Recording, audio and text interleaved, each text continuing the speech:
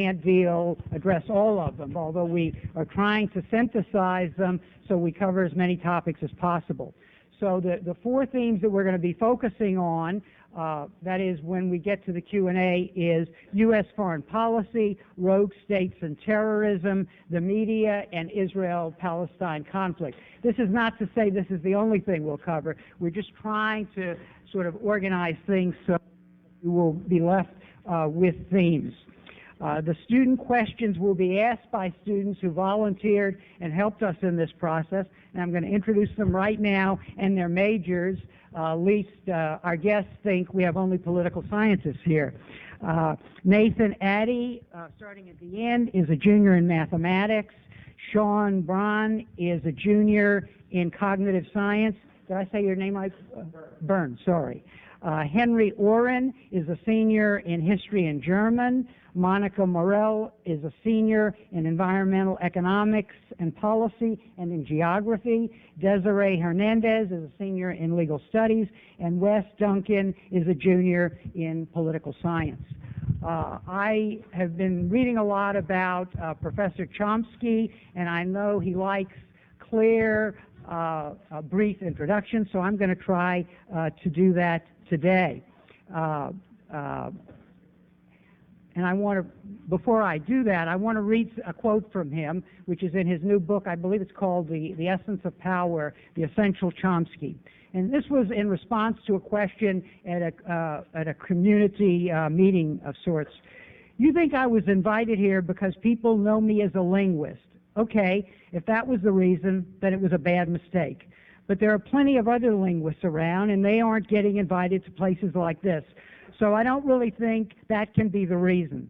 I assume that the reason is that these are topics that I've written a lot about, and I've spoken a lot about, and I've demonstrated a lot about, and I've gone to jail about, and so on and so forth. I assume that's the reason. If it's not, well, then it's a bad mistake. If anybody thinks that you should listen to me because I'm a professor at MIT, that's nonsense. You should decide whether something makes sense by its content, not by the letters after the name of the person who says it. And the idea that you're supposed to have special qualifications to talk about things that are common sense, that's just another scam. It's another way to try to marginalize people, and you shouldn't fall for that. So briefly, our course is Issues in U.S. Foreign Policy After 9/11. Our topic is a radical perspective on U.S. foreign policy. Please welcome Noam Chomsky.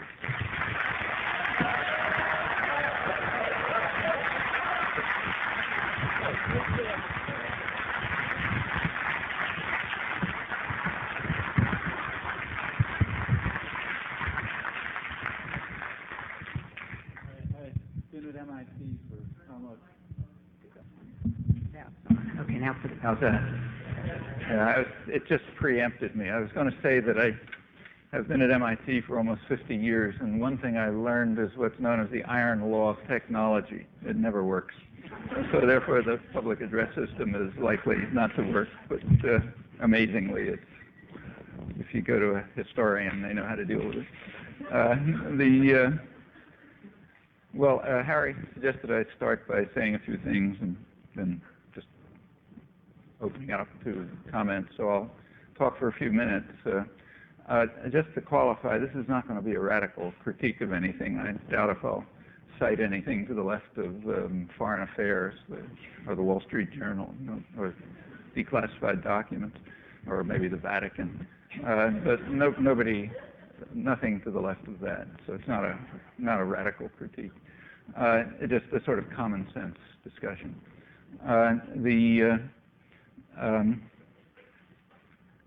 Well, of the various topics, let me begin by what's called the war on terrorism that was declared on September 11th.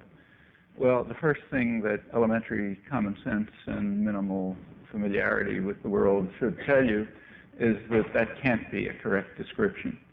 For one thing, it can't be a war on terrorism. I mean, you can like it, you can hate it, you can have any opinion you like, but for elementary reasons, it can't be a war on terrorism. I'll come back to some of the reasons. And they're not controversial. Furthermore, whatever it wasn't declared on September 11th. At most, it was redeclared. The Reagan administration came into office 20 years earlier, announcing loud and clear that the war against international terrorism, state-directed terrorism, would be the focus of U.S. foreign policy, and they pointed to two areas of the world where the virus was most dangerous, namely Central America and the Middle East. So the administration came into office 20 years ago announcing that it was going to stamp out the plague of international terrorism in Central America and the Middle East. And it was taken quite seriously. This was a depraved attack by opponents of civilization itself, returned to barbarism in our time. The main concern was the Middle East, but in Nicaragua and Central America, there was a cancer in our hemisphere. We have to cut it out. It's following the dictates of Mein Kampf. That's attempting to conquer the hemisphere. That's George Shultz, the administration moderate. And you have to cut it out by harsh means. He's contemptuous about those who call for measures like the United Nations or the World Court or negotiations. He said that negotiations are a euphemism for surrender unless they're carried out under the shadow of power. And that's the way you've got to cut out the cancer. On Law Day 1985, the United States declared a national emergency because of the threat to the security and foreign policy of the United States posed by the government of Nicaragua, which plans to conquer the hemisphere. Law Day, incidentally, is May 1st. Outside the United States, it's known as a day of solidarity with American workers struggling for an 8-hour day. Inside the United States, it's a jingoist holiday. You can draw your own conclusions from that. That was renewed annually.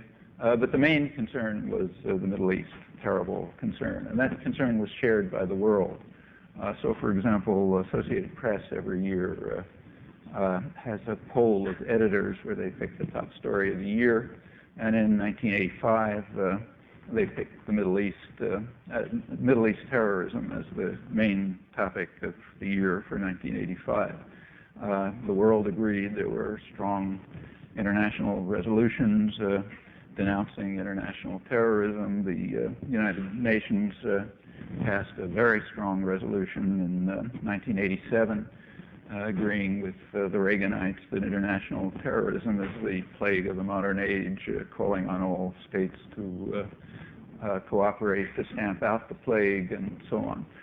Scholarship agreed. If you look at contemporary scholarship, the 1980s is described as the era of state-sponsored terrorism, and both in Central America and the Middle East. So there's wide agreement. The agreement is not total, however, and if you look back, you can learn some lessons. So the strong UN condemnation of international terrorism was not unanimous. The vote was 153 to 2, with one country abstaining, namely Honduras. The two countries that opposed it explained their opposition. They were United States and Israel, which opposed, as they usually do, United Nations resolutions, this one about terrorism. The reason they opposed it, as they explained in the debate, was a paragraph in the resolution which had appeared in UN statements before, saying something approximately like this, that nothing in this resolution shall prejudice the right of people to struggle for freedom against racist and colonialist regimes and foreign military occupation, and to gain support from others in accord with the Charter of the United Nations. And both the United States and Israel said that that's unacceptable, and therefore they had to vote against the major UN resolution on terrorism. When the U.S. vetoes a Security Council resolution or votes against a General Assembly resolution, it's basically vetoed there too, but it's vetoed doubly. It's vetoed from history. So it wasn't recorded, and it's unknown in the annals of terrorism. Why did the U.S. have to vote against the resolution? Well, the phrase racist and colonialist regimes, everyone understood, was a reference to South Africa. And South Africa was a favored ally, officially an ally, It had already, during the Reagan years alone, killed about 1.5 million people in the surrounding countries with U.S. backing, U.S. and British backing, and caused about $60 billion worth of damage. But that was called counterterrorism, because when we or our client states carry out terrorism or aggression or violence, it's called counterterrorism. It was opposed by Nelson Mandela, who was then in prison, and his African National Congress, but that was officially labeled as a terrorist organization. In fact, one of the more notorious terrorist organizations, according to the State Department. So therefore, we obviously had to vote against this resolution, which said that nothing prejudices the right of people to struggle against racist and colonialist regimes. As far as foreign military occupation is concerned, everybody knew what that referred to as well, namely the longest military occupation in modern history, maybe history. Israel's occupation of Palestinian territories, harsh and brutal from the beginning, supported only by the United States in unilateral opposition to a diplomatic settlement, which is going on then, continues today, unilateral, remains opposed to a diplomatic settlement, which is what's blocking it. And of course, the U.S. and Israel could not vote in favor of a resolution which says that people have a right to struggle against foreign military occupation. So that resolution was not unanimous. And in fact, if we look back to Central America and the Middle East, the two focal points, we can learn something about how the war on terrorism was fought. Namely, it was fought by carrying out massive state terrorist operations, the worst international terrorism of the era, some of the worst in history, initiated by the United States, carried out by the same people who are running the current war on terrorism. The war in Nicaragua, for which this is uncontroversial. I said I'm not going to quote any radical sources, so I'll just cite the World Court and the Security Council. The International Court of Justice condemned the United States for the unlawful use of force, that is international terrorism, or maybe the worst crime of aggression, depending how you interpret it, but at least international terrorism, ordered the United States to terminate the crime. This is the crime based in Honduras, which was where the proconsul was John Negroponte, who was organizing the terrorist forces attacking Nicaragua. He's now running the diplomatic side of the current war on terror. He's at the United Nations. The World Court ordered the United States to terminate the crime, pay reparations. Congress responded, bipartisan Congress, by immediately escalating the attack, huge new funding for the attack. The command, the Southcom, the military command, issued its first official orders to the mercenary forces to attack what they called soft targets, meaning undefended civilian targets, which they could do thanks to, and to avoid contact with the Army. They could do that because of total U.S. control of the air, surveillance, and sophisticated computers given to the mercenary forces, so they could avoid where the disposition of Nicaraguan Army forces were. That was condemned by Human Rights Watch, but supported by the State Department reaffirmed it. That means like agricultural cooperatives and health clinics and so on. American liberals thought it was a fine idea. The spokesman for the American left on television and newspapers in those days was Michael Kinsley, still is in some ways. He wrote an article about it. He said, look, we shouldn't be too quick to condemn terrorist attacks against undefended civilian targets because we have to apply what he called cost-benefit analysis. That is, measure, I'm quoting it now, measure the amount of blood and misery poured in and the democracy that comes out at the other end, where democracy means what was going on in El Salvador and Guatemala, about which I won't comment. And that was the standard view on the kind of liberal left. If you look, say, at editorials in the New York Times or, left, the kind of Tom Wicker, those people, they criticized the war against Nicaragua on grounds of failure. They said that we have to find other means to return Nicaragua to the Central American mode and force it to adopt regional standards. The regional standards and the Central American mode are, for example, what Marx described in his book, murderous, state terrorism, international terrorism, because it's organized in Washington, armed, trained by troops from Washington. And what they did to El Salvador and Guatemala was much worse than even what they did to Nicaragua, which has incidentally been practically destroyed. It's now the second poorest country in the hemisphere. Got much worse since the U.S. took it over in 1990. This is serious international terrorism. September 11th was bad enough, but this is incomparably worse, and El Salvador and Guatemala were still worse. In the Middle East, the same, without continuing, in the Middle East, the same story is true.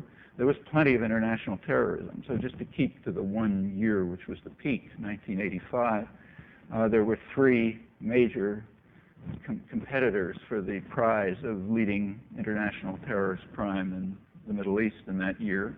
One of them was a car bomb in Beirut, which was placed outside a mosque, March 1985. You can read all about it in the Washington Post and radical papers like that, which describes it quite accurately.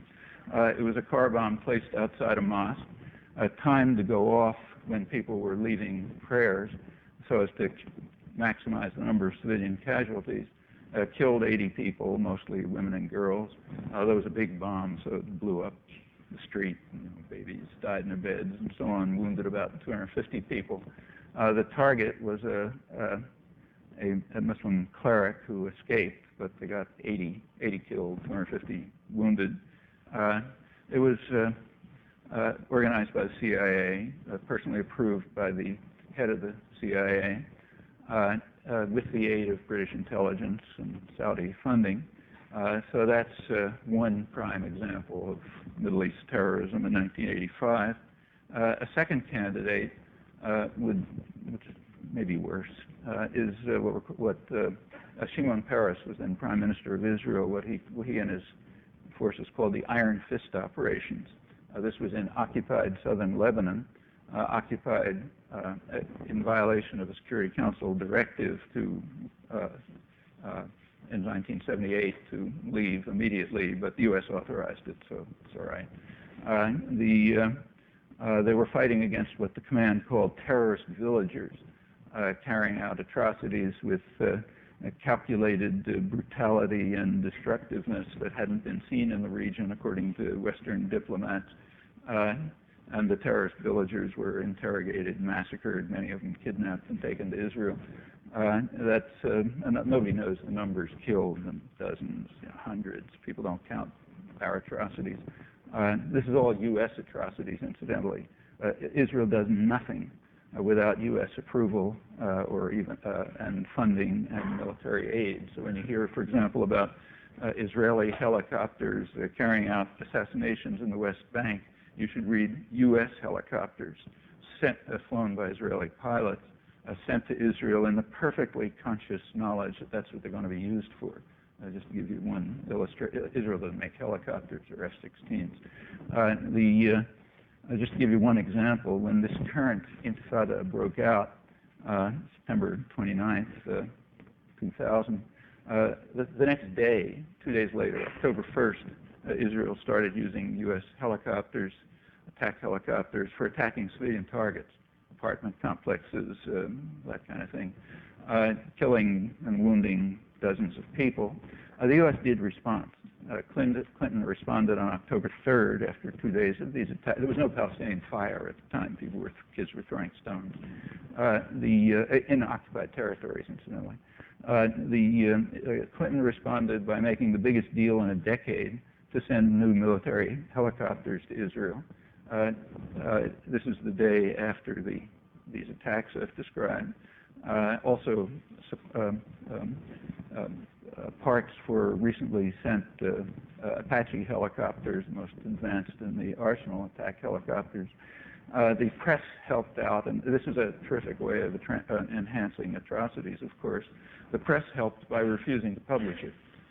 I don't say failing, I say refusing, because I know personally from my own efforts that attempts were made to reach editors of leading liberal newspapers to ask them, why don't you report this? And they you know, they didn't say we're not going to report it, but it was understood that it wouldn't be reported. It's not the right story. To this day, it hasn't been reported. It's not secret. You can read about it in the Israeli press, in Jane's Defense Weekly, the main military journal. Like I said, I'm only quoting right-wing sources. And it continued. I mean, they started being used, U.S. helicopters started being used for assassinations a couple of weeks later. Bush came in, new deliveries were made a few months later. That actually did make the press. The Wall Street Journal had a few lines in its business section pointing out that Boeing had a great new contract to send the most advanced military helicopters in the U.S. arsenal to Israel, with the knowledge of what they're being used for, of course. And it continues. It's been going on for years. That's the way it goes on now. Back to 1985, I was talking about the Israeli Iron Fist operations, but they're U.S. operations. U.S. operations.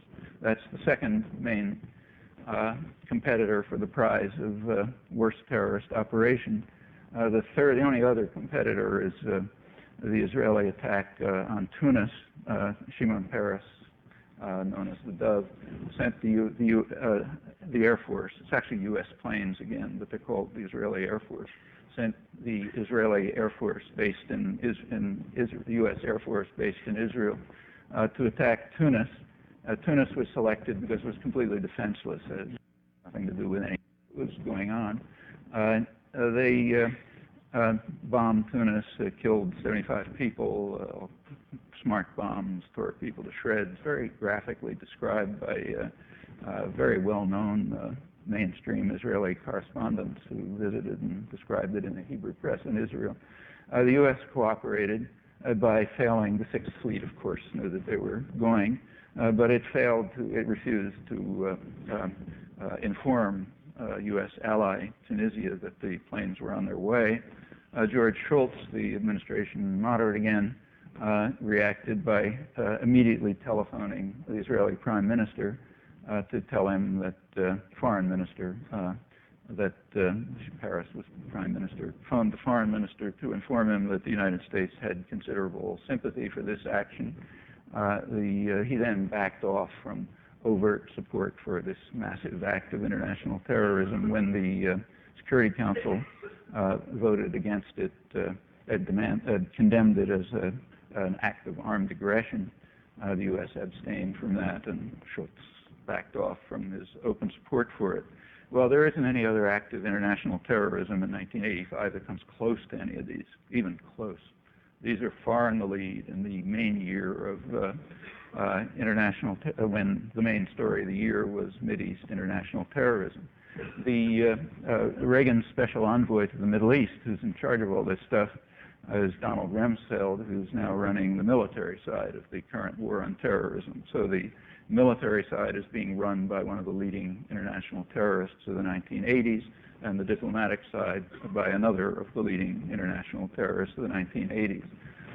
We can go on, but the rest of the story is more or less the same. So whatever is going on now, it's not a war on terrorism. That you can be certain of. It's whatever it is, but it's not a war on terrorism. How do you deal with international terrorism? It's a serious problem. Like these are serious crimes, what I mentioned, and there are lesser ones which are also serious. So it's not a joke. I mean, the UN was right to denounce it as a major crime that that states should cooperate in combating. The UN was correct, despite the U.S. Opposition to the resolution. How do you combat this crime? Well, whatever the answer is, it has to, if we're serious about it, it has to at least meet a kind of a minimal condition of morality. And this is absolutely minimal. If you can't even get this far, you can't talk about right and wrong or good and evil or anything else. The minimal condition is that if something is right for us, it's right for others. It is wrong for others, it's wrong for us. There are people who oppose this. There's a definition for them, a famous definition for them in the Gospels. They are what are called hypocrites in the Gospels. People who refuse to apply to themselves the standards they apply to others. And since George Bush has informed us that Jesus is his favorite philosopher and he's the most devout Christian since the apostles, I presume that he understands this. He couldn't have been sleeping all the time in Sunday school, so he probably heard this famous statement in the Gospels defining the hypocrite. And unless we can at least get to the point where we're above the level of hypocrisy, we might as well stop talking. I mean, it doesn't matter what we say at that point. It's just everything if we don't reach that level, everything we say is just a way to try to conceal the fact that we believe that the world should be run by force and violence, and since we have the force and violence, we'll do whatever we feel like, and you shut up. There are complicated ways of saying that. When you get a good education at Harvard and Berkeley, you learn fancy ways to say that, which make it sound a little different. But that's essentially what it comes down to. Either you meet this minimal level or shut up. That's the correct conclusion. It has some useful consequences. It means you can forget just about everything that's been written about this topic in the last 6 months or in the past. But none of it meets this level. You want to test that out? There's a research project for you. Find someone who has who suggests that international terrorism carried out by the United States or its clients should be treated the way we claim international terrorism others should be treated. So you can find anybody who says this. Don't bother. You won't. That means nothing meets the minimal moral standards. There are proposals around as to what you ought to do. I'll finish with this, but I don't want to talk too long. One of the best proposals came from the Vatican, but it's probably too radical to quote, so I'll leave that one out. And turn instead to Foreign Affairs, the leading establishment journal.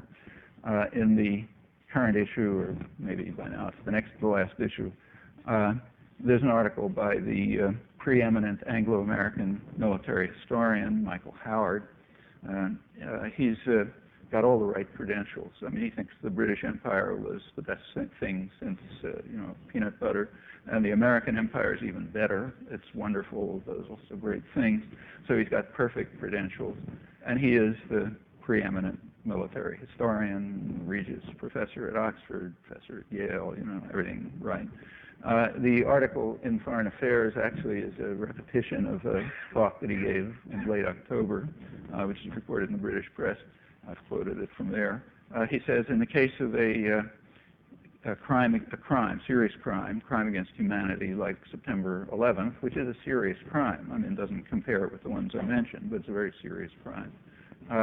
In the case of a crime against humanity, what the correct response is careful police work to find evidence, collect evidence, find the criminals. If you can identify them plausibly, try to apprehend them. If it's an international affair, you do this under the authorization of the highest international authorities. That would be the Security Council. If they authorize force, you can use force, or they use force. If you can apprehend them, bring them to trial in an independent tribunal, not your own courts, of course, that's ridiculous, but in an independent tribunal where they can be assured a fair trial. And if they're found guilty, sentence them to whatever they're sentenced to. That's the proper way to deal with crimes, no matter what they are, whether they're crimes like the crime in the streets or September 11th, or the even worse crimes like the international terrorist attack on Nicaragua and many others that are even worse. That's the right response. I happen to agree with him. I think that probably is the right response. However, if it's the right response, and if we rise to the level of the most elementary moral conditions, that is, we don't just announce ourselves to be hypocrites who believe in the rule of force, then we apply the same principle to ourselves, of course. And it'd be interesting to run through the consequences if we were to apply a principle like that to ourselves. I mentioned a few people, but I can easily mention others. And you can just, again, leave it to you to see what it would look like if we could enter the arena of moral discussion, just enter it, which would be something totally new. If we could enter the arena of moral discussion where terms like right and wrong and good and evil can be used, and ask in that case, what would we suggest about when we look into the mirror? Okay, let me stop with that and go over to you.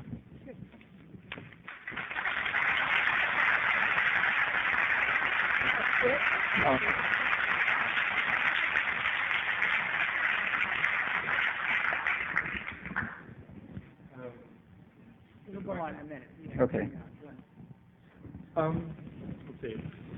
Do you feel that there would be any circumstances in which a country would be right to act outside the guidelines set by the UN? And how does a country resolve the conflict between the interests of its own people and the interests of the international community? Yeah. Or is there necessarily a conflict? Well, first of all, I think we should be a little cautious about the phrase international community, because the way that's used in the West, it has a technical meaning. It means us. So the international community is the United States and anybody who obeys the orders of the United States. So I think we should avoid the term, because it's become such a, it's been so deprived of meaning as a term of propaganda that it doesn't mean anything. So you read that the international community supported the bombing of Serbia. However, India opposed it, China opposed it, Latin America opposed it, Africa opposed it. In fact, everybody opposed it outside the United States and its allies. So we don't want to use the term. But could there be a condition under which, say, going outside the guidelines of the UN would be justified? Yeah, I think there could be. So let's say, take the case of Nicaragua again. It was under international terrorist attack. A very serious attack, killed tens of thousands of people, practically destroyed the country, may never recover, very serious. It did follow the legal route. It went to the World Court, received a judgment supporting it, condemning the attacker, ordering the attacker to stop. The attacker escalated the attack. I didn't finish the story, so let me continue. Nicaragua then took the next proper step. It went to the Security Council, calling for a resolution to support the World Court judgment. The Security Council, nobody can criticize the United States. That's much too dangerous. But the Security Council came close. It debated a resolution calling on all states to observe international law. Didn't mention everyone, but everyone knew it was referring to the United States. Well, that was vetoed by the United States. So the United States stands now as the only country in the world that has been condemned for international terrorism by the International Court of Justice, and that has vetoed a Security Council resolution calling on all states to observe international law. At that point, all of this is out of history. It was barely reported at the time. You can't find it in scholarly record and so on, but it happened. If you look, you'll find it. Nicaragua then went to the General Assembly, where they passed similar resolutions in 2 successive years, unanimous, almost not unanimous. Some countries abstained, but the only countries that voted against it were the United States and Israel in one case, and the United States, Israel, and El Salvador in another case. At that point, Nicaragua had exhausted all legal options. So your question arises. Well, one possibility is Nicaragua could have, say, it's unimaginable, but suppose they had the force. Well, they could have bombed Washington, okay? Or if maybe they could have started some bioterrorist attack, spread plague in the United States or something. In fact, they had no other options at that point. Does anybody think that would have been appropriate? I certainly don't. They'd exhausted all options. They'd run up against a state that simply believes in the rule of force and has the power to implement its decisions. But nobody thinks, I certainly don't, I'm sure you don't, think that it would have been right for them to resort to violence under those conditions, even though they had no other options. They'd exhausted them. But still, resort to violence, I think, would have been completely inappropriate, like assassinating the president. Maybe they could have done it. It would have been wrong. It would have been crime. Okay? And there are plenty of other cases. Like take one right now. The bombing of Afghanistan, remember, it was not undertaken to overthrow the Taliban regime. That was an afterthought.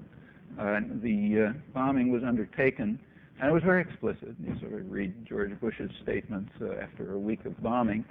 He informed the Afghan people, we're going to continue to bomb you until you turn over to us people who we suspect of having carried out a terrorist attack against the United States, although we refuse to provide you with any evidence, and we will not consider your offers of negotiations about transferring them. Incidentally, notice that that's a textbook illustration of international terrorism by official U.S. definition. Terrorism is defined in the United States as by the U.S. code and army manuals as the calculated threat or use of force to attain political, religious, ideological ends through coercion, intimidation, inspiring fear.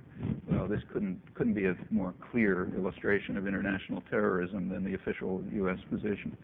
I'll come back to a story about the regime change later. It's kind of an interesting story, but let's put it aside.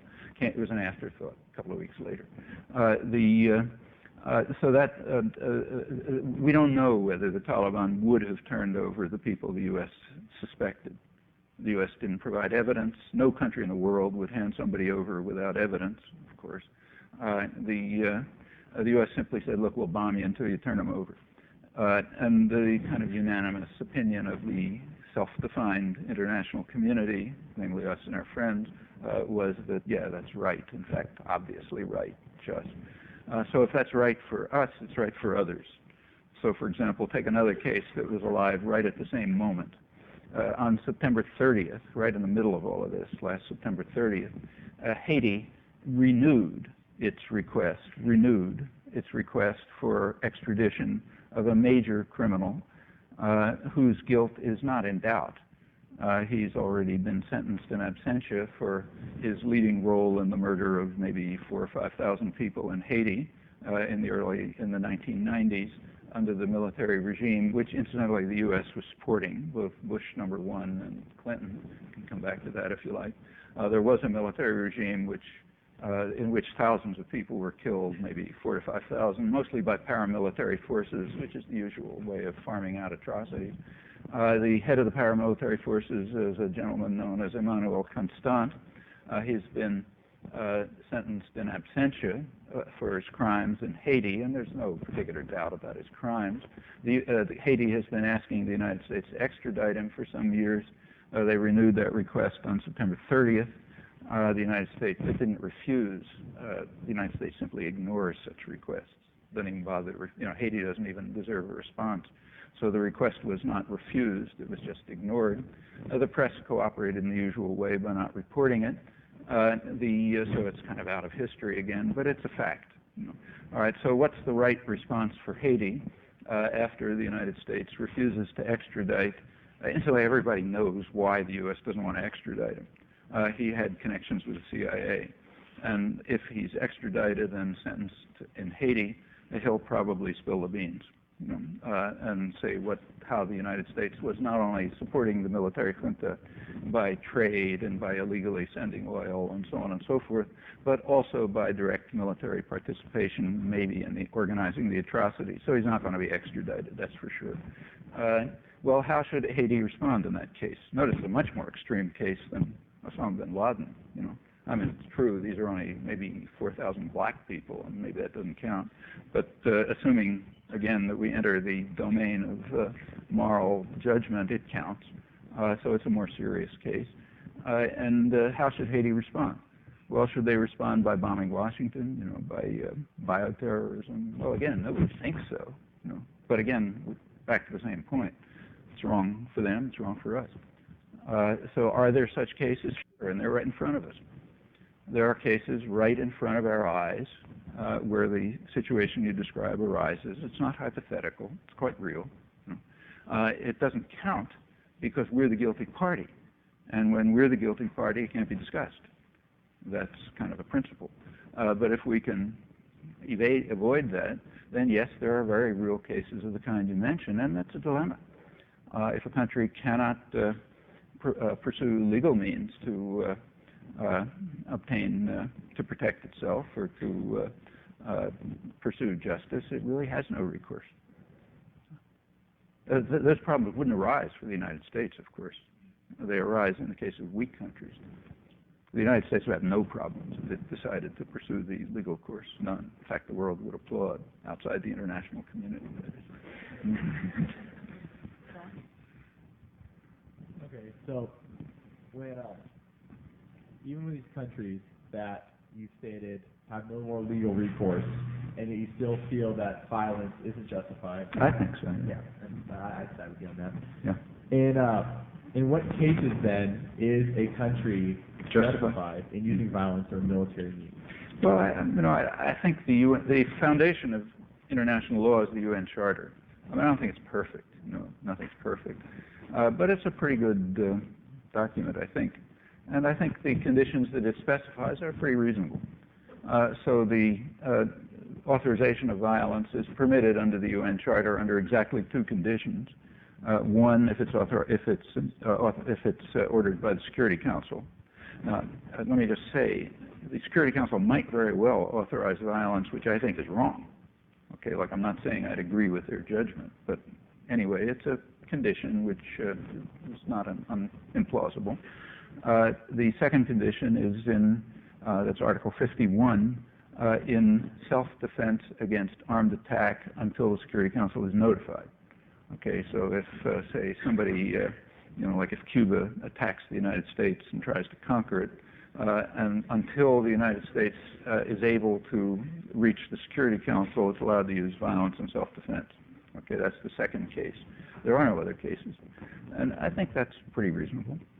Not perfect, sometimes the Security Council might, in fact, I think there are cases where it's authorized violence improperly, but that's a separate question.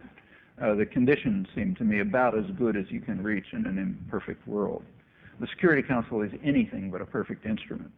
It's run by the United States and its allies. So the 5 countries that have veto power, this is not too well known. The sort of story you read is that the Security Council was immobilized by the threat of the Russian veto. In fact, that's just not true. And anyone who's bothered to look at the UN record knows that the opposite is true. In the very early days of the United Nations, back in the late 40s and the early 50s, it was true. At that point, the United States had such overwhelming power in the world that the UN did everything the US told it to do. And in those days, it was used as an instrument against the Soviet Union, and it's true, there were a lot of Russian vetoes. But by the 1950s, that was changing. In the 1950s, decolonization took place, and the UN became more representative of different voices in the world. Again, far from perfect. Most of the voices it was represented of were dictatorships, but whatever you think about them, other countries began to have a voice. By the 1960s, the UN was not simply an instrument of U.S. policy, and since the 1960s, the U.S. has effectively tried to destroy the UN. It says so pretty openly, in fact. The reason is it just isn't obedient. I quote it for you, if you like, from the highest sources.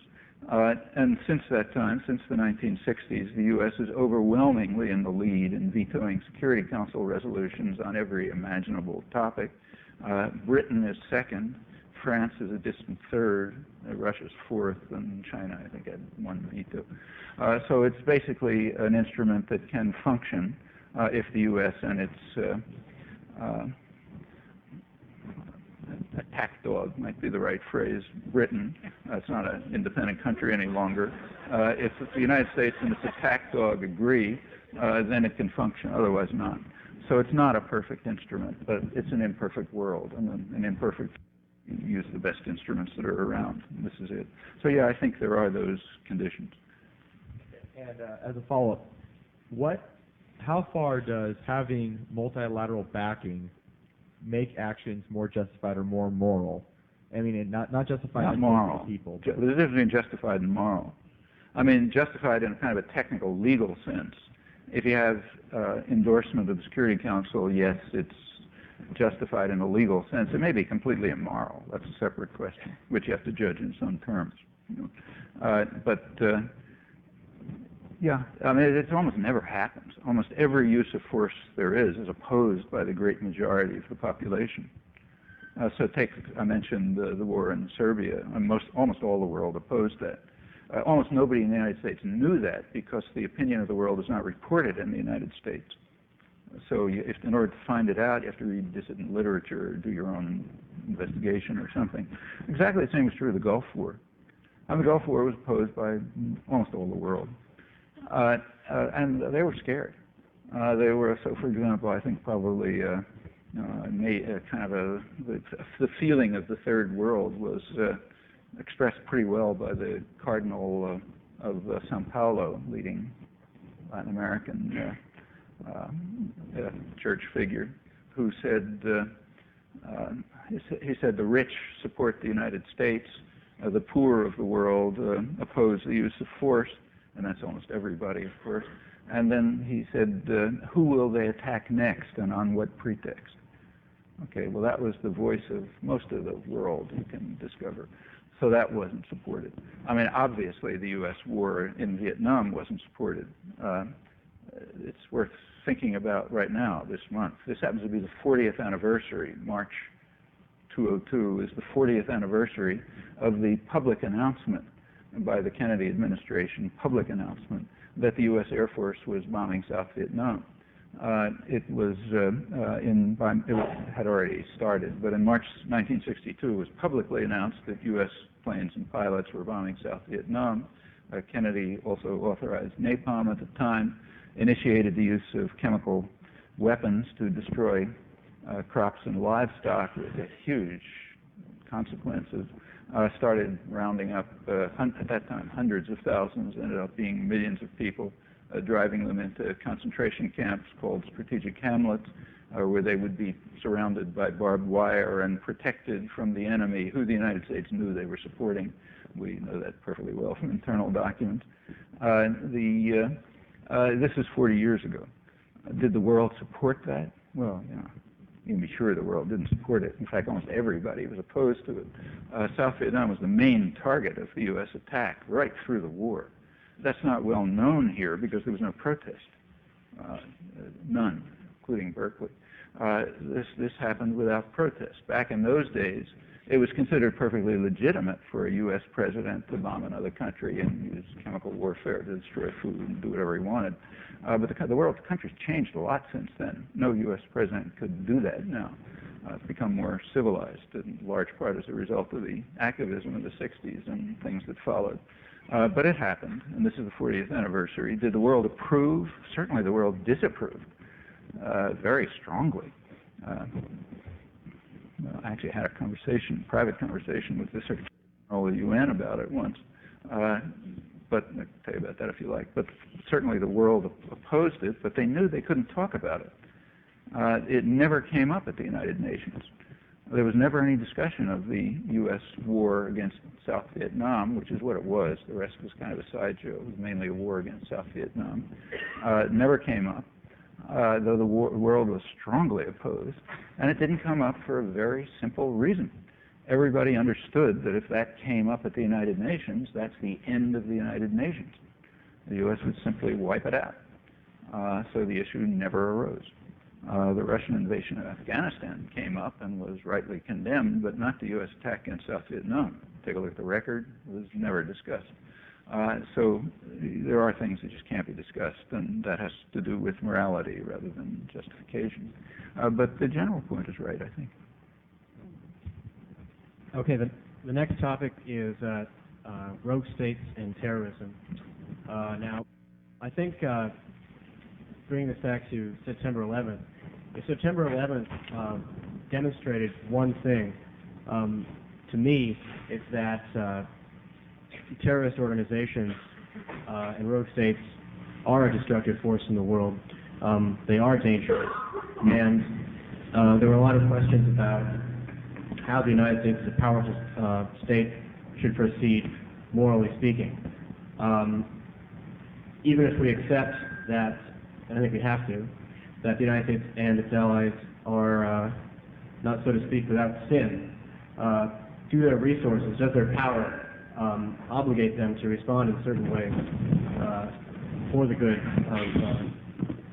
of the world? Well, I think, why don't you ask yourself the question, should the U.S. Air Force bomb Washington? You think so? I mean, the United States is one of the main centers of international terrorism. Well, I don't think so. Nor do I think the victims of U.S. international terrorism should bomb Washington. I don't think that's the right way to respond. And I don't think any of us do. So I think we know the answer to your question. Yes, you're right. Rogue states, states that violate international law, for example, a state that vetoes a resolution calling on all states to observe international law, yeah, they're a problem in the world. In fact, if you look at the official reasons take a look for reason sometime as to why the U.S. rejected the World Court decision. You know how to find that. You're students at a great university. The way you find it is you look up the State Department bulletin. You find out what the State Department legal advisor had to say about the matter, and you'll find it. I can't give you if you want, I'll give you the exact date if you want to email me. But the State Department legal advisor, Abraham Sofair, pointed out that the United States must reject the jurisdiction of the World Court. They didn't even wait for the decision, rejected the jurisdiction because they knew what was going to happen. And the reason was, I'm virtually quoting, this is not an exact quote, but pretty close. He said, in the early days of the United Nations, other countries went along with us. But by the 1960s, that was no longer true. It's what I described before. And he said, by now, many countries of the world simply do not agree with us and the positions we take. Accordingly, the United States must reserve for itself the right to decide what actions fall within the domestic jurisdiction of the United States. The act that was within the domestic jurisdiction of the United States at that time was the U.S. terrorist attack against Nicaragua. Well, a country like that is a danger to the world, and it's nothing new about it. In 1962, at the time of the Cuba has been the main target of terrorist attack for the last 40 years from the United States. In 1962, which was one of the bad years, this was official, incidentally. It's Kennedy's Operation Goose. Dean Acheson, leading elder statesman, it's either 62 or 63, I've forgotten, gave a talk to the American Journal of the American Society of International Law, the leading professional society, in which he explained, you can read it in their journal, that the issues that affect the prestige, power, and interests of the United States are not a legal issue. Couldn't be clearer than that. In other words, we're a rogue state. Furthermore, this is well recognized. I mean, I'll quote Foreign Affairs again. One of the leading conservative commentators in the United States, Samuel Huntington, university professor at Harvard, had an article in Foreign Affairs 2 or 3 years ago in which he said the following. He said, for much of the world, he intimated most of the world, the United States is regarded as a rogue state and the leading threat to their existence. Well, this is a voice from the right, in the main establishment journal. But he's probably correct. That is the way most of the world looks at us. And there's nothing new about it. For example, so yes, rogue states are a danger. And what do you do about them? Well, in the case of a major rogue state like the United States, the only thing that can constrain it is its own population. It can't be constrained from the outside. There's no possible way. How do you react to other terrorist states, like Al-Qaeda, for example, terrorist organization? Well, I agree with the right-wing position on this. Michael Howard in Foreign Affairs, for example, or the Vatican, which took essentially the same position. I think that's correct. That's the way to deal with terrorist forces or any other criminals. But of course, if we're honest, we apply the same reasoning to ourselves. So just to follow up, to be a little bit more specific, I mean, what do we do in 2002? I think we should do what Michael Howard and the Vatican suggested. If there are criminal what would the actions, outcome of that be? Pardon? I think there's people on the right and on all ends of the political spectrum who would doubt that that would lead to any safer I doubt it. a safer world. I doubt it too. Getting rid of criminals in the legal fashion does not make it a safer world. I mean, when there are crimes in the streets, there are ways of dealing with them, but it doesn't bring about the end of crime. So are we doomed to see our cities blown up year after year? No. In fact, we can. If you want to be serious about it, what you do is deal with it. First of all, remember that most of the terrorism comes from us. Okay, so if we're serious about it, we look at, not surprisingly, you'd expect the more powerful forces to be the most violent. That's the way history works, and that's the way it works now. In the days when the British Empire was running the world, the British were the most violent force in the world. There's nothing surprising. But yes, the problems about dealing with violence. And the way you deal with it is known. I mean, take, say, IRA bombs in London. Okay, I mean, that was criminal. Pretty serious, too. The IRA tried to kill the whole British cabinet at one point with bombs. Well, how did Britain respond? Well, one way to respond would have been, for example, to bomb Boston, which is the main center for financing the IRA, or maybe maybe drop a nuclear weapon on Belfast. That would be one way to respond. Another way to respond was to try to find out who did it, apprehend them, sentence them, and consider the background. Pay some attention to the grievances, because any act that takes place, whether it's a crime in the streets or a crime of international terrorism, there's usually something behind it. Maybe, and usually if you look, you find there's some element of legitimacy in what's behind it. And if you're serious about trying to stop crime, no matter whether it's small or large, you try to find out what the grievances are and deal with them if they're legitimate. Not just because there was a crime, but because it's right to deal with them. Okay, so in fact that's what Britain did. It investigated the legitimate grievances that lay behind the criminal acts that it was stopping, and that was the right way to proceed, and it had a degree of success. And that's correct. So let's take the present case. So you recall George Bush's plaintive question, why do they hate us when we were so good? Well, we know the answer to that. We know the answer. Bush may not know the answer, but certainly the people around him know the answer. And every scholar of international affairs knows the answer, because they can find it, for one reason, because it's not a new question. You can find that question raised 45 years ago by President Eisenhower. Here you have to look at declassified documents. Of course, this is internal discussion. But back in 1958, which is a crucial year in world affairs, incidentally, I'm now talking about declassified documents. They've been open for years. In 1958, the U.S. faced three major international crises. One was in Indonesia, the second was in North Africa, third was in the Middle East. Incidentally, all Islamic states, all oil producers. A question came up in internal discussion whether the Russians were involved, and that was rejected out of hand. Eisenhower vociferously, according to the notes, said, look, there's no conceivable Russian involvement. Incidentally, that's true of most of the Cold War. The Russians are a monstrous thing, but they were a pretext, not a reason. And that was certainly true here. So there were three major problems, all oil producers. Interesting reactions in all three, but I'll keep to the Middle East. In the Middle East, Eisenhower pointed out, I'm quoting him now, he said there is a campaign of hatred against us, not by governments, but by the people. Okay, same as George Bush, except he just described it, he didn't ask it. And the issue was discussed. The National Security Council, as the highest planning agency, discussed it. Their conclusion was, they said there's a perception in the Middle East, the Arab world, that the United States is supporting corrupt and brutal regimes which oppose democracy and development, and is doing so because of our concern for control over Near East oil.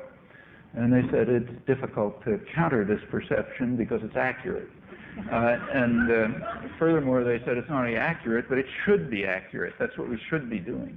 We should be supporting corrupt and brutal regimes which undermine democracy and development, because that's the way we can make sure that we control Near East oil. Well, that was 1958.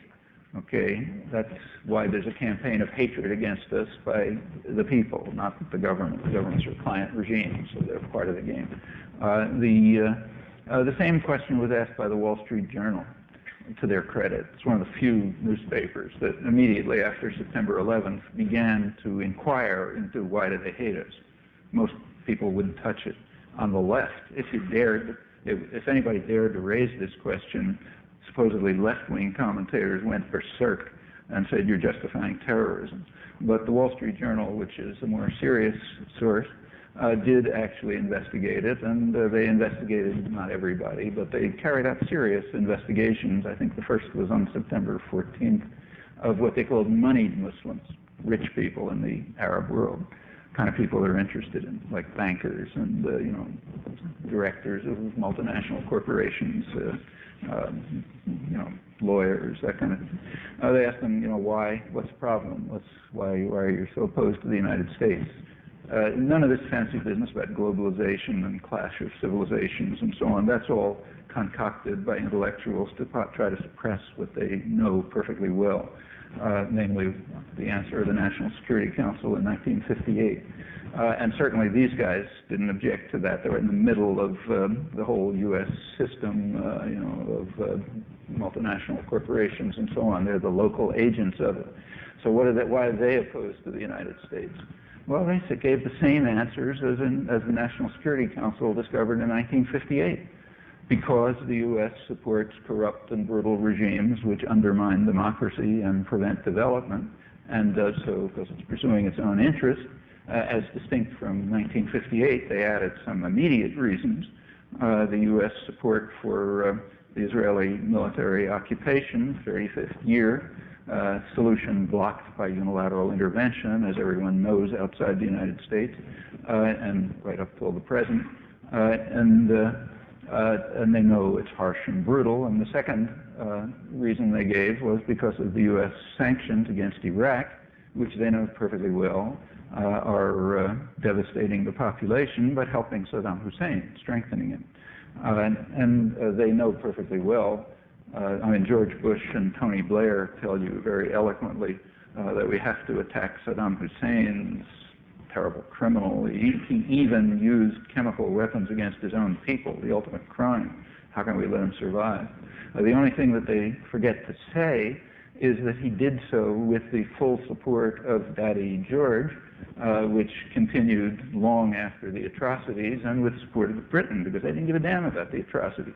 Saddam Hussein was their boy, and as long as he was just gassing Kurds and torturing dissidents and using chemical warfare and so on, they continued to support him. They continued to provide him with the means to develop weapons of mass destruction, both Britain and the United States and France and others, for their own reasons, and continued to do so. The moneyed Muslims know that, even if the international community chooses to forget it, because it doesn't look nice. But they know it, and those are the reasons why they object to the U.S. policies. So pretty much the same as 1958, with some new things added. If you asked people in the famous streets, you'd get the same answers, but much harsher ones. They also object to the fact that the wealth of the region is not going to the people of the region, but is going to people like the moneyed Muslims and to the West. They don't like that. Well, you don't hear that response from the moneyed Muslims, of course, but you do hear it from the general population. So there's an answer to the question, why do they hate us? And everybody who wants to know the answer can find it out. And if you want to stop, these people are not international terrorism. Like the people the Wall Street Journal was interviewing are the main targets of Osama bin Laden. They certainly don't support him. They're the ones he wants to get rid of, among others. But there was kind of like a reservoir there's a background reservoir from which terrorist forces arise, just like the grievances in Ireland are kind of like a background against which some elements will become violent criminals, even though they don't have the sympathy or support of the population. It's kind of the background. And if you want to deal with terrorism and you're serious, that's the way you do it. Same with crime. You're concerned with crime in the streets. It's not you don't go around with an assault rifle killing everyone in the part of the city where criminals come from. If you're serious, what you do is ask, why is there crime in the streets? Like, why isn't it coming from the rich white suburbs, say? And there's an answer to that, and everybody knows the answer. And if you want to deal with crime in the streets, that's what you look at. If you want to deal with more serious crime, way more serious than crime in the streets, like, for example, corporate crime, like Enron, which is far more destructive, then you look at the background from which that comes. For example, you look at the laws which are designed to allow corporations like Enron to avoid taxes by setting up hundreds of international affiliates so they can transfer taxes to poor people instead of having the rich pay it. You want to get rid of that kind of crime, that's what you look at. Whatever kind of crime you're interested in, if you're really serious about trying to reduce it, you look at where it comes from.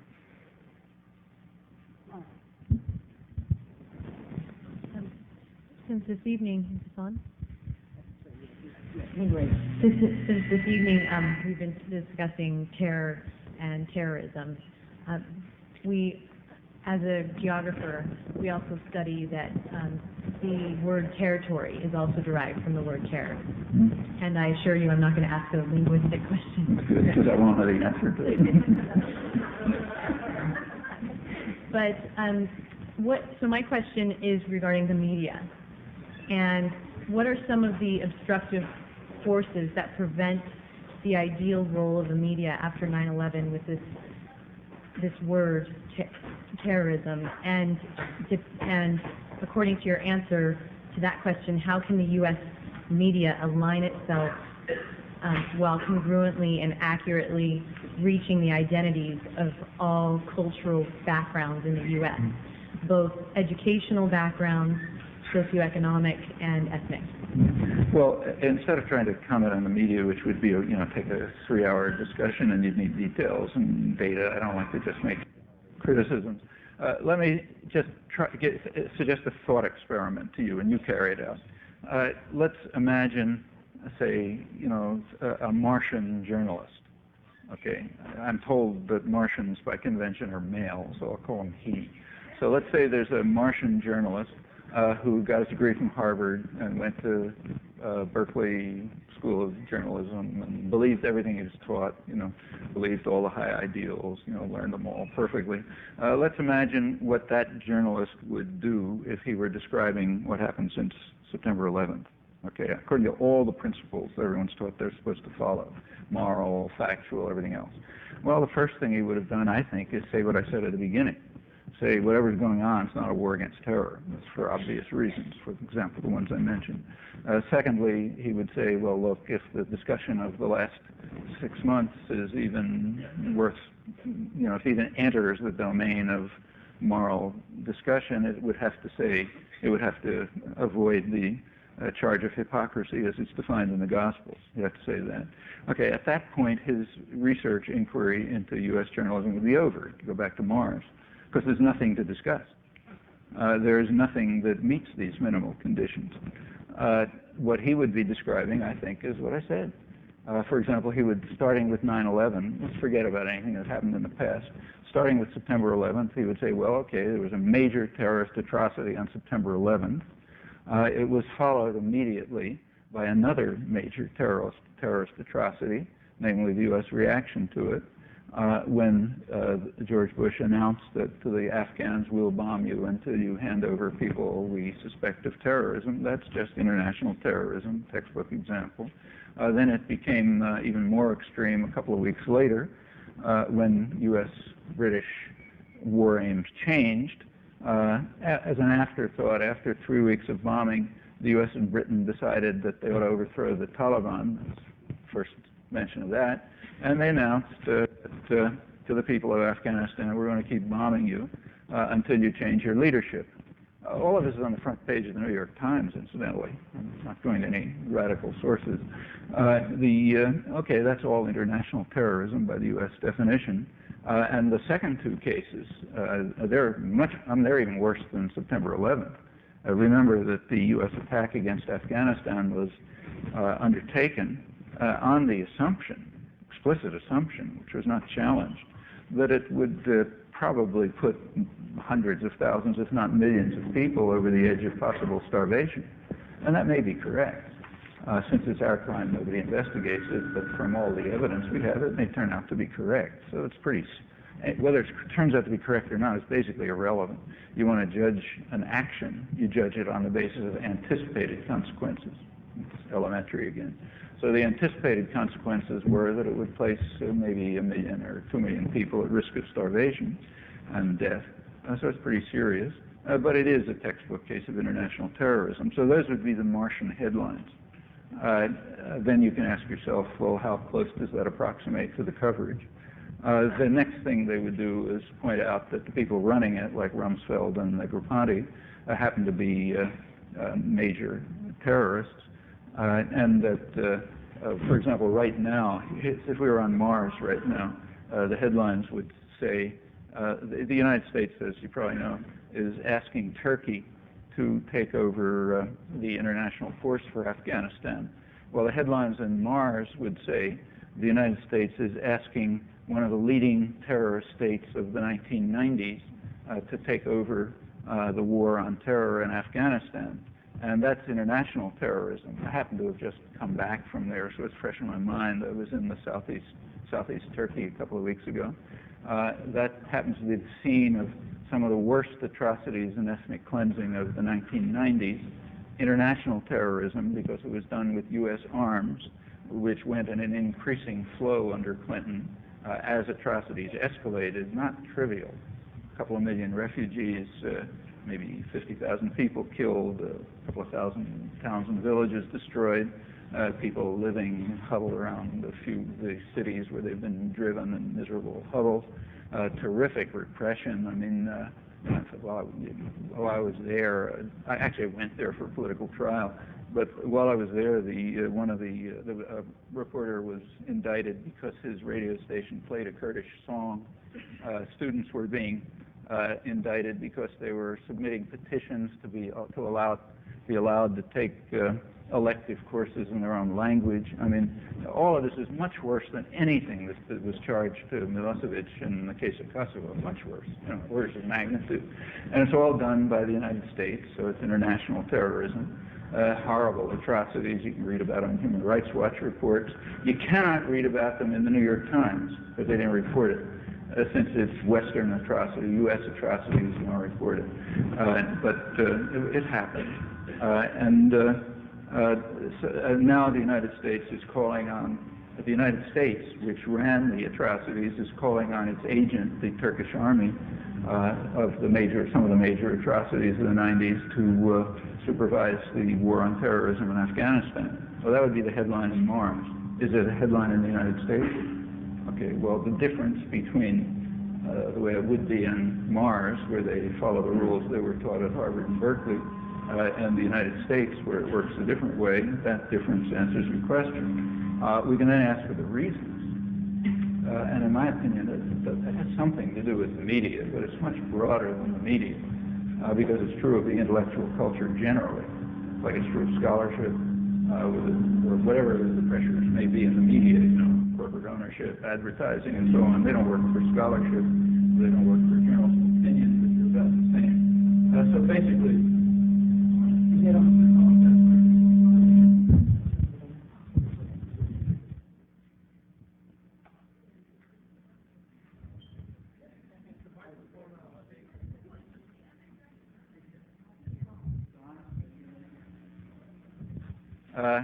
Well, it's a much more general point. It has to do with the intellectual culture generally. It does not have to do with the United States. All of these things are, as far as I'm aware, historical universals. So the fact that terrorism, the term terrorism is used to refer to terrorist acts that they commit against us, but not to terrorist acts that we commit against them. As far as I'm aware, that's a historical universal. I have never found an example of a country where that's not used, even the worst mass murderers. So like you read Nazi propaganda, say, go to the extreme. And what did they say? Did they say they're carrying out terrorism? No. They said they're defending the population of Europe and the legitimate governments, like Vichy, from terrorist partisans who are directed from abroad. Does that sound familiar? Defending people from terrorists supported from abroad? Well, in fact, their charges were sort of accurate. Nobody doubted that the partisans were being directed from abroad. They were getting their orders from London. Not a question. Nobody doubted that the partisans committed terrorist acts. They certainly did. So in a way, Nazi Germany had some plausibility to their propaganda. Do we have greater plausibility when we say the same thing? Well, another exercise for the reader. But this, as far as I'm aware, is universal. When the British were carrying out massive atrocities in India, they were defending themselves from Indian terrorists. In fact, that's the whole of Western history. You know, you take a look at Western history. There are plenty of atrocities, and if they were carried out against Westerners, it led to huge indignation. But where were the atrocities carried out? You know, I mean, like when Indians killed British, did they kill them in London? No, they killed them in India. When Chinese killed foreigners, did they kill them in the Western countries? No, they killed them in China. And that was considered terrorism, called forth a horrendous response.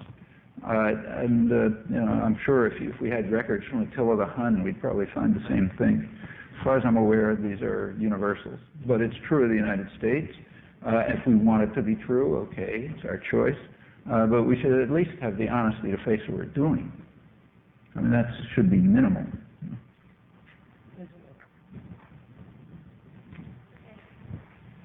Just to tie in recent events with the role of the media and September 11th, does the media's current portrayal and emphasis on the Catholic... Does it what? Does the media's current portrayal and emphasis on the Catholic priest misconduct highlight the differences between the East and the West in regard to our perceptions as well as the Middle East on religious and political ideologies? I didn't exactly understand. Say it again. Okay. There was lots of questions about how much we are informed by the media and how our perceptions are changed and shaped by what the media tells us. So in regard to recent events, such as the Catholic priest misconduct, does that highlight... Which Catholic priest? The Catholic priest who, like... In Boston. In Boston? Oh, the Catholic priest in Boston. I see. Cardinal Law, you mean, those guys? Yeah. Yeah. There's I'm away from there. I don't want to think about this. Yeah. Okay. Okay, well, would that be something that would highlight the differences between the Middle East and the West and our religious and political ideologies? I don't think so. I mean, I understand your question, but in my view, the United States is quite ecumenical in who it decides to massacre. It doesn't care what they are, what color. It's not particularly racist. It doesn't matter what color they are. It doesn't matter what religion they are. If you just take the record of international terrorism, I take, say, the 80s. Who was the United States fighting in the 80s? Like, was it fighting Islam in Central America? No, it was fighting a war against the Catholic Church. You know, was one of the main targets, was the Catholic Church. Why? Well, the Catholic Church had committed a grave error in Latin America. I mean, after many centuries of being the church of the rich, which is fine, in the 60s and the 70s, the bishops adopted what they call the preferential option for the poor.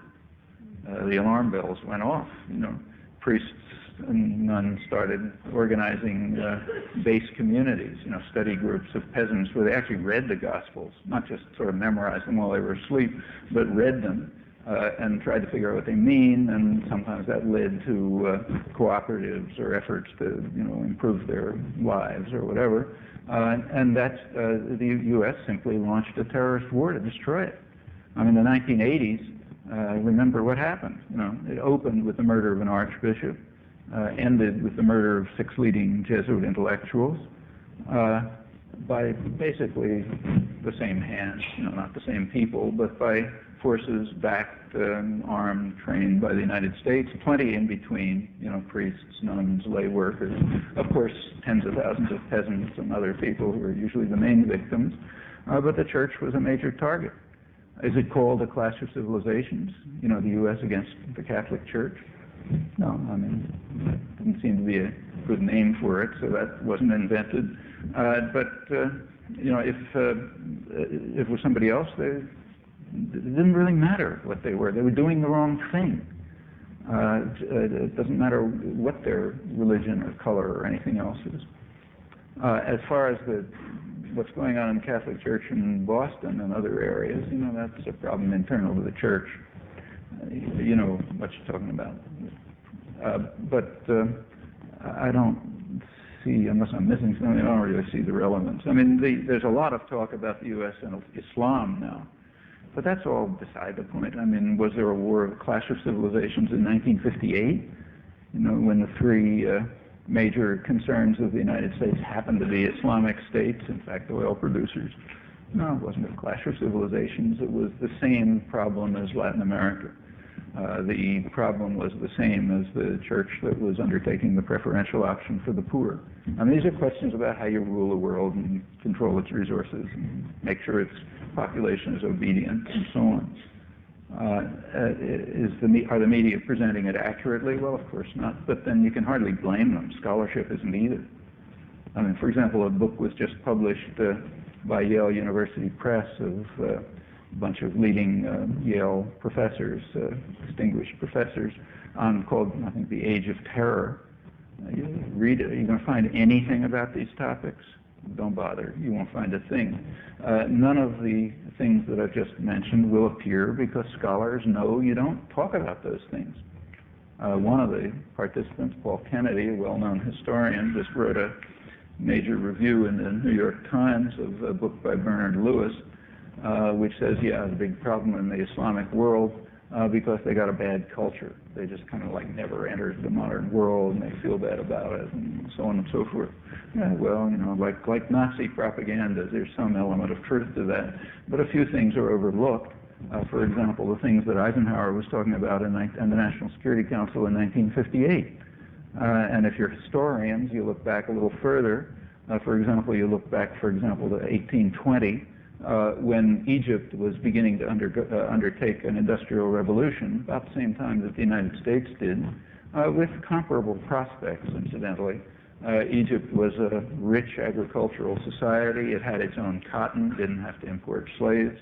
It was beginning the same kind of process of state-led industrial development that England had used and that the United States was at that point beginning to use.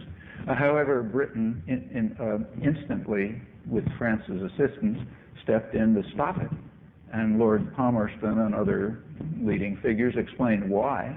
They said, we are not going to permit competitors in the Middle East. So therefore, Egypt's effort to undertake an industrial revolution was terminated by violence. Same thing happened in other areas of the region. It continued through the rest of the century. When the United States took over from Britain in the early 1950s, it picked up the same position.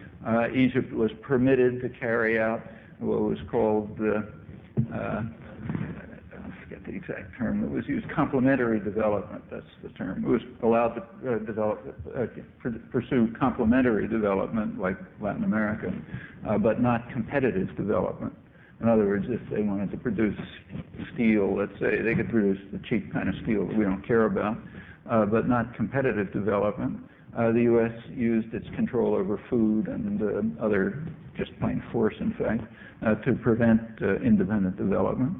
There's a long story. These are also factors in why the Islamic world never developed, but you don't read them there. So it's not just the media. These are much deeper, there are problems about the media, very serious issues that ought to be discussed about the media, like Ben Bagdikian has written about it, I've written about it and others. But we should bear in mind that it's a special case of a much more general problem, issue. I think it's a problem, you can decide, certainly issue, which has to do with the intellectual culture generally, and it's not specific to the United States, it's general, it holds those systems that dominate power. And it kind of runs across, you know, it's very broad. You look back and say at England, people of the highest integrity and moral integrity and intelligence produced some of the most grotesque apologetics for English atrocities that I know of, like John Stuart Mill, for example. In many ways a very admirable figure, but take a look at what he was writing about humanitarian intervention. In fact, he wrote the class, if you're in law school here, as you take a course on humanitarian intervention, I'm sure you'll read Mill's essay on humanitarian intervention. It's the classic in the field. And it could have been written today with a couple of changes of names. It is as grotesque as the stuff that's written today in his description of how England, the angelic power, you know, unique in human history, has the responsibility of solving, you know, intervening to prevent the barbarians from doing the horrible things they're doing to each other. And he happened to be writing right at the time of the exposure of some of the worst English atrocities in the history of the empire, namely in their repression of the Indian Mutiny of 1857, and he knew all about it. He was an official of the East India Company.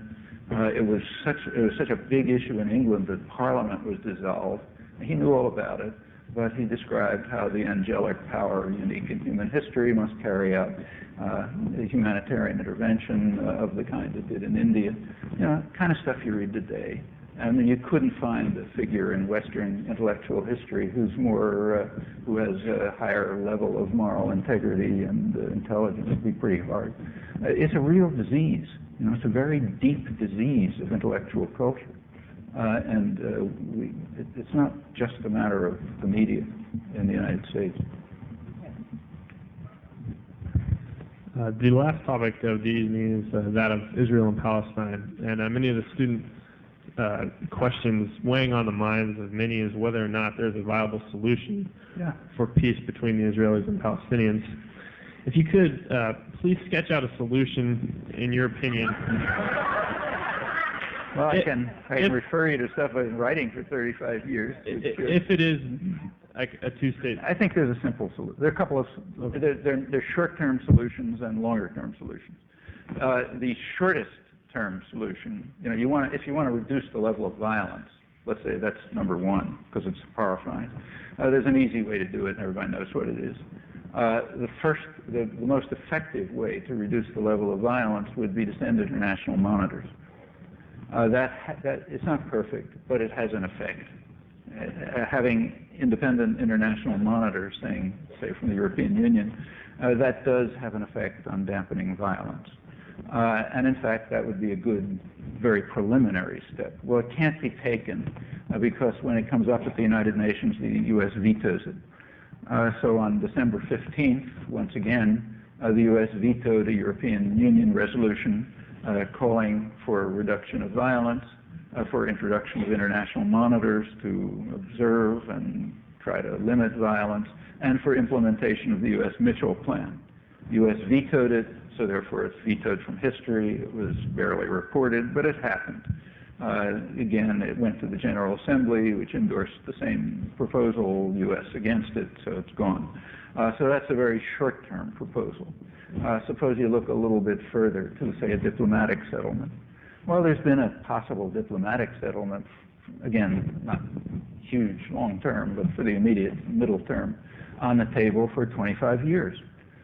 It was in a resolution of the UN Security Council in January 1976, which called for a two-state settlement on the internationally recognized border, the so-called Green Line.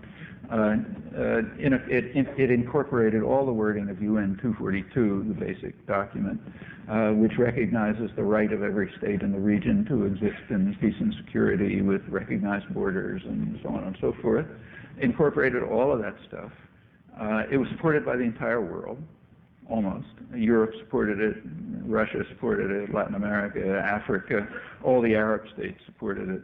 Not all, I think Libya may not have, but virtually all the Arab states supported it. All the ones involved in the conflict did. Syria, Egypt, Jordan, Saudi Arabia, of course, supported it. The PLO supported it. According to Israel's ambassador, Chaim Herzog, from the Labor Party, who was later president, the PLO actually prepared the resolution. I don't believe him, but that's what he said. That was the Israeli perception. They certainly supported it. So yeah, that's a possible solution. Well, why wasn't it implemented? It wasn't implemented because the U.S. vetoed it. Okay, and there is a series of UN resolutions since then, many General Assembly resolutions, initiatives from the Arab states, from the PLO and others. Okay, the U.S. blocked them all, and it's blocking them up to the present moment. So therefore, you can't reach the short-term solution. There's big excitement now because for the first time in 25 years, the U.S. actually supported, in fact initiated, a Security Council resolution on the Middle East. Take a look at the resolution. Take a look at the wording of it. Big excitement last week. It says, we're in favor of a vision of two states in the region somewhere. Maybe it doesn't say where they'll be. Maybe the Palestinian state will be in the Saudi desert or something. But because we talk about a vision of a future state, everybody's very excited. If you think about it for a moment, that resolution, the U.S. has yet to rise to the level of South Africa in the darkest days of apartheid. That's literally correct. In the worst days of apartheid, the South African racists didn't only have a vision of a black state, they established black states. They established black states which are pretty viable as compared with what Clinton was offering the Palestinians. And they even poured resources into them. That's 1962. Okay, we have yet to rise to the level of South Africa in the darkest days of apartheid. The Clinton proposals, if you look last, that everyone, full of talk about how magnanimous and fantastic they were, and PLO snatched defeat from the jaws of victory and all the rest of it. Here's another exercise. I'm sorry if I keep suggesting them, but 50 years of teaching, it's hard to avoid it. So here's another exercise. Search the American media or journals and see if you can find a map of the Clinton proposals.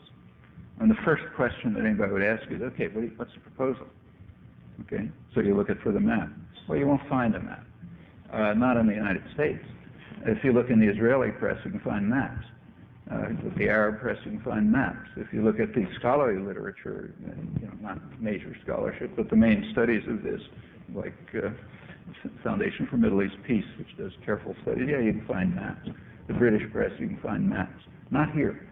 Why? Well, you can ask the reasons, but I'll tell you what you'll find if you look at the map. Ian actually showed them the map. Who did? Ian Lustig. When he was Yeah, but not from the U.S. press. No. Yeah, okay. You could find it in the British press or report on Israeli settlement. Yeah. Or, for example, I used the maps in Haaretz, the Israeli press, when I wrote about it. Yeah, they're maps, and they're all the same, and nobody disagrees about them. The Clinton proposals broke up the West Bank into 4 separate cantons, separated from one another.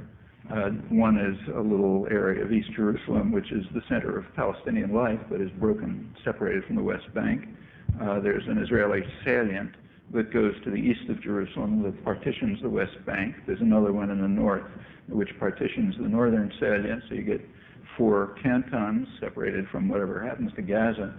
No access to borders. That's controlled by Israel. And remember, controlled by Israel means controlled by the United States, because Israel is an agent who can't do anything without U.S. authorization and support. So it doesn't even approach the level of South Africa 40 years ago. That's the magnanimous proposal that we're supposed to admire Clinton for. And the U.S. incidentally never, if you check it with the State Department, they'll tell you that there was no official map, and that's correct. The United States never made a specific proposal. These are the conclusions drawn from whatever hints Clinton and others dropped here and there. And by looking at the Israeli and Arab negotiators who did make specific proposals, approximately this. Well, that's it. So if you want to know why there can't be a short-term solution, there's a very simple reason. The U.S. blocked it, and it's been blocking it for 25 years. Right now there's talk about the Saudi Arabian plan, and everyone was all excited because the Saudi Arabians finally came out with a plan for the first time. The Arab states are willing to recognize that they can't destroy Israel, and isn't that wonderful? Maybe there's a hope for peace. Well, the better newspapers, like the Wall Street Journal, are pointing out that the Saudi Arabian plan is not very different from a Saudi Arabian plan of 1981. It's a little different, but not very different. And then they add, but that 1981 plan was shot down by the hardline Arab states. Well, that's a total lie. That plan of 1981 was shot down by hysterical Israeli opposition supported by the United States. That's what shut down the 1981 plan. That's not contentious. You want data on it? I wrote a book in 1983 in which I just quoted the Israeli press on it.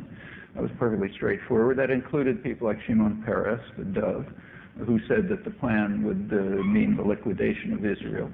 It's the one they're talking about now. PLO sort of supported it. There's a little ambiguity in Syria, more or less, somewhat ambiguous because it didn't mention the Golan Heights.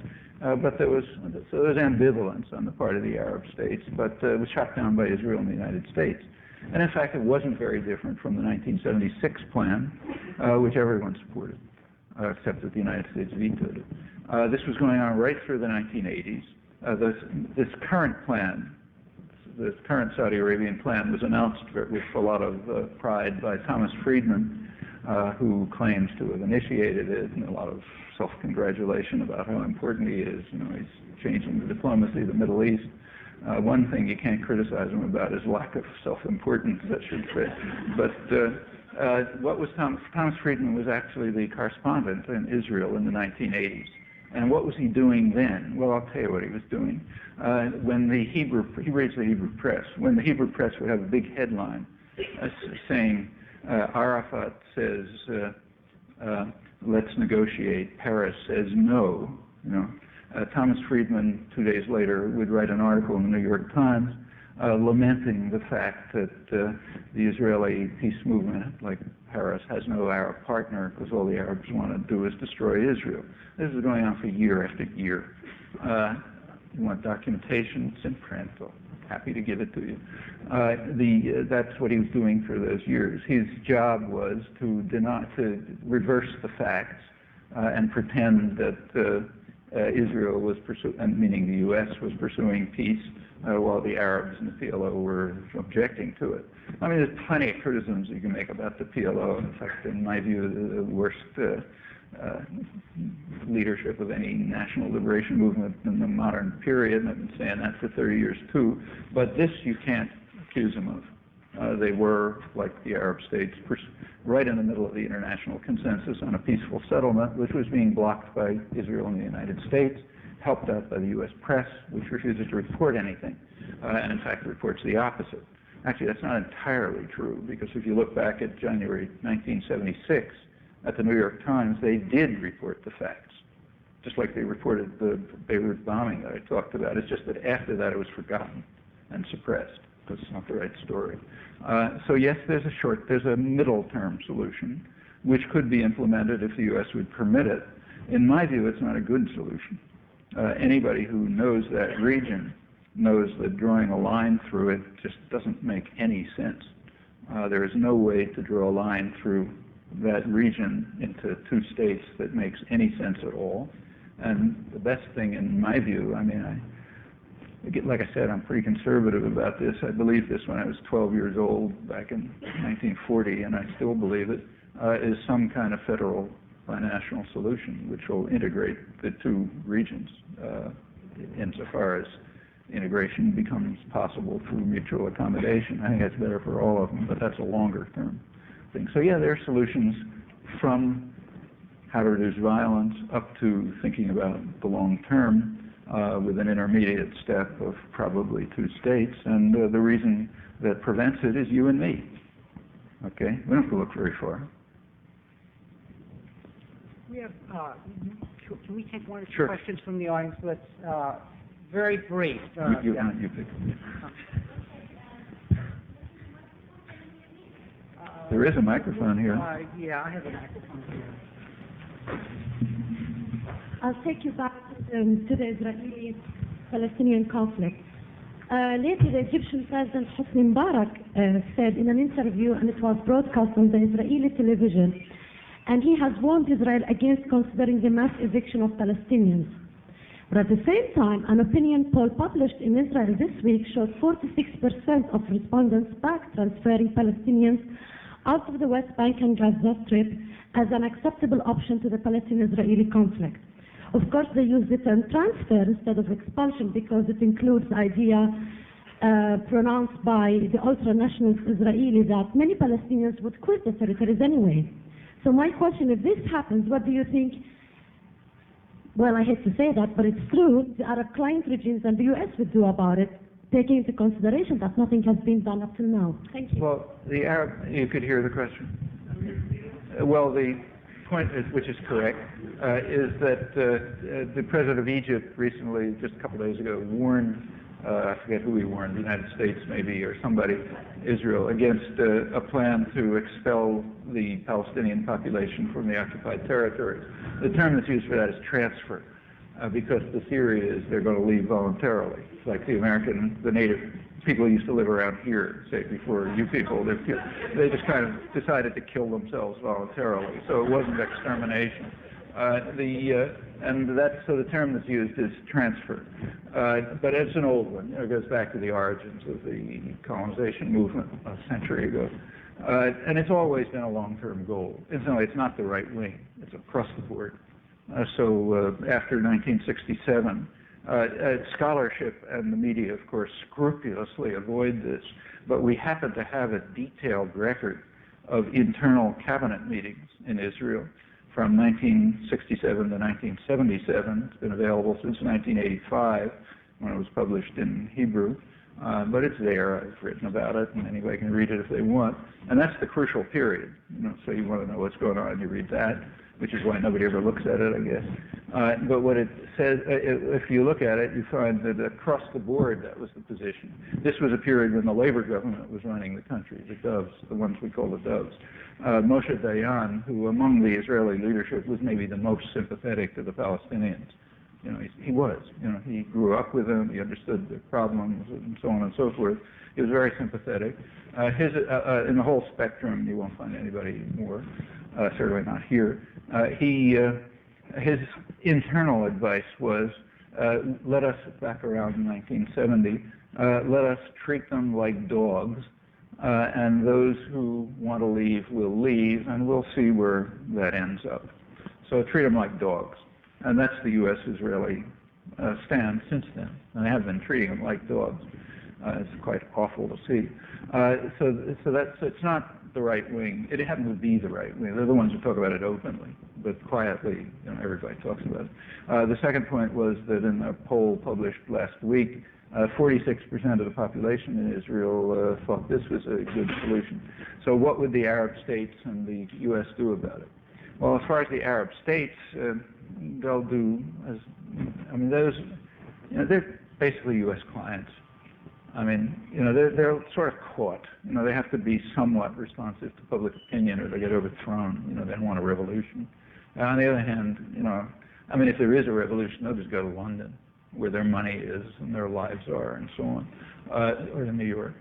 So they're kind of a Western. In fact, the British had a name for them. When the British ran the region, they called them an Arab facade, behind which the British rule through various constitutional devices and so on and so forth. And yes, they're an Arab facade. So they'll do, if they can resist, if they don't get overthrown in the process, they'll go along with it. What will the United States do? Well, that's for us to decide. Okay, you don't predict that. You try to do something about it. That's us, right? So the question is, what do we do? Well, okay, that's a choice. You can watch it happen and support it and pay for it and so on, or you can try to do something about it. It's not impossible, that it might be tried. But those aren't things you speculate about. Right there. Wait. About 10 days ago, I saw on C-SPAN the Defense Intelligence Agency, the National Security Agency, the Central Intelligence Agency, the FBI, all directors of these organizations, the Attorney General, the head of the organization. Yeah, we get the picture. Yeah. They all went to Southern Florida to discuss the integration of policing and intelligence systems in the United States for the war against terrorism. I'm wondering, is that a change, or is it just obvious? Is it just overt now? And what are the implications of that? Yeah. So the question is, recently there was a meeting of all the intelligence services. So what are the implications of that? And is it a change? Yeah. Yeah, it's a little bit of a change, but it's not that novel after all. So, for example, there have been police. We have a national political police in the United States called the FBI. They're a national political police. The main thing they do is go after political dissidents. That's been true from the beginning. As far as, we don't have public records for the last 20 years. It takes some time. But the last public records that were available were around 1975, and that was the main thing they were doing.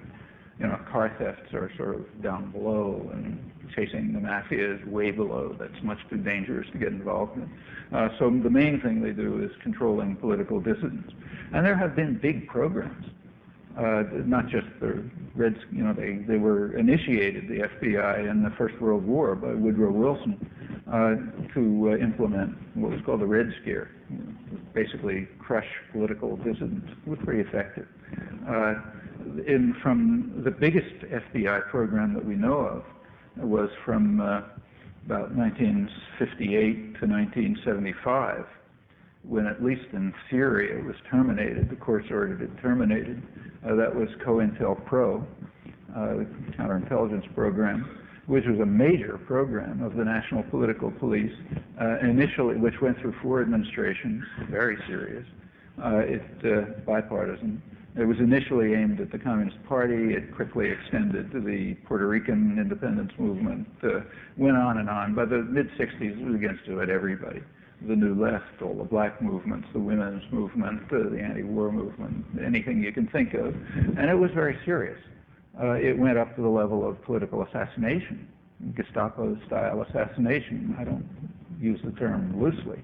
The one black organizer, Fred Hampton, in fact another one was killed at the same time, were killed by the Chicago police in a 4 a.m. raid that was set up by the FBI, who had an infiltrator right in their group. And there were plenty of other atrocities. This was really serious.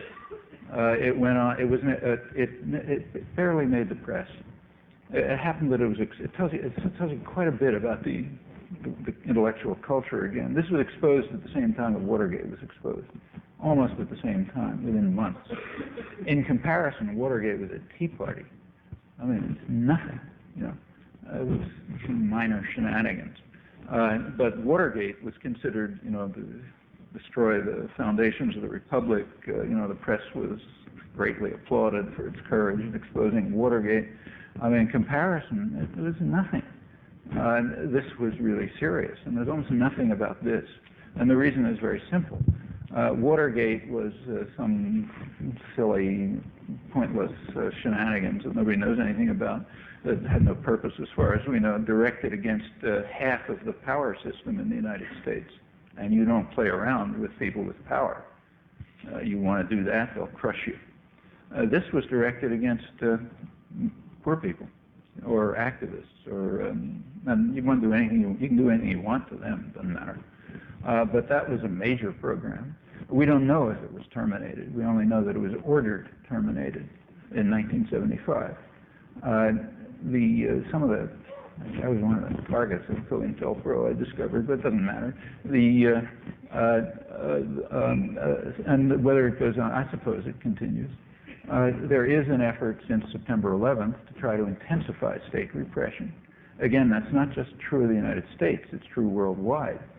Almost every repressive force in the world saw September 11th as an opportunity, a window of opportunity, to borrow George Bush's phrase, to intensify, to pursue more aggressively their own agendas, whatever it happens to be. If it's Russia, it means more atrocities in Chechnya. If it's Israel, it means harsher repression in the occupied territories. If it's Turkey, it means more political repression. Actually, that's what I went for a couple of weeks ago, political trials. In the more democratic countries like the United States or India or Britain, it's meant things called Prevention of Terrorism Acts, which have nothing to do with terrorism, but have plenty to do with trying to subdue the population and make them more submissive. And that's extremely important in the United States, very important, because remember, the Bush administration is carrying out a major assault against the general population. Not very secret, in fact. They're trying to undermine and destroy social programs, to transfer wealth even more than before to the pockets of the rich, to destroy the environment in which our grandchildren might survive. Those are major assaults against the population, and you don't want people to pay attention to that. So you scream patriotism at them, and you hope that they'll shut up and be quiet while you relentlessly pursue your own agendas. And yes, efforts to integrate the police, functions are probably part of that. To tell you the honest truth, I don't think those efforts are going to succeed. I think there's too much resilience in the country and too much defense of civil liberties, particularly since the 60s, for that to succeed, I believe. But that they'll try it, of course, is true. I mean, just think who we have as the head of the Justice Department.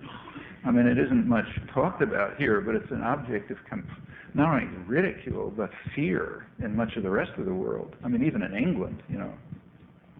I mean, after all, this is a guy who, when he was appointed, John Ashcroft, he had to be anointed with cooking oil by a Supreme Court justice in the style of King David.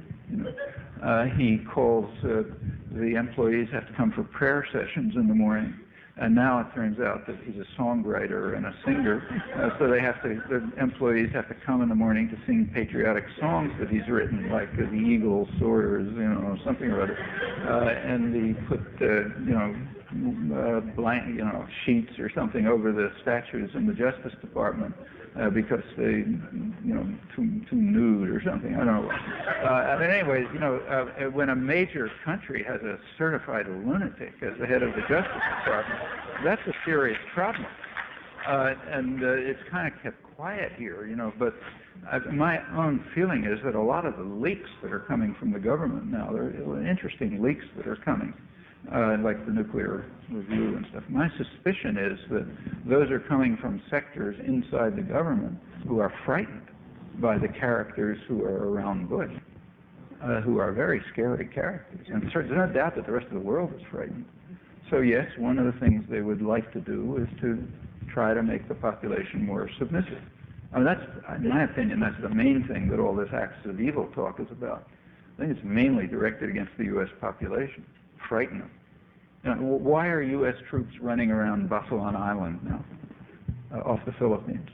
There's a little island off the Philippines where there's maybe a couple of dozen gangsters, and they are criminals. There's no doubt about them. This Abusayef group. They have nothing to do with international terrorism. I mean, I think their highest technology is a speedboat, as far as anyone knows. But they're gangsters, and the Philippine army can't handle them. Probably because the Philippine army is engaged in the same criminal activities they are, you know, but for whatever the reason, they're not doing it. So now there are U.S., you know, special forces there, and more are being sent, and so on. I presume the reason is that, I mean, I imagine that the Pentagon is capable of destroying 30 gangsters running around an island off the Philippines, probably not beyond their capacity. So sooner or later, the U.S. will succeed in crushing this group. That'll be terrific photo ops for our hero, you know, whose speechwriters will invent some word for him showing how he's defended us all from evil. Okay, the purpose of all of that is to keep people here frightened, huddling under the shadow of power, not noticing what the government's doing to them. That's probably what they're meeting for in Florida, to try to figure out ways of implementing this. But, you know, these are our choices. You don't have to submit to this if you don't want to. I think our time is up. Professor Chomsky's been going for 2 hours, and that's our time schedule. So I think I would like to thank everybody. Thank him.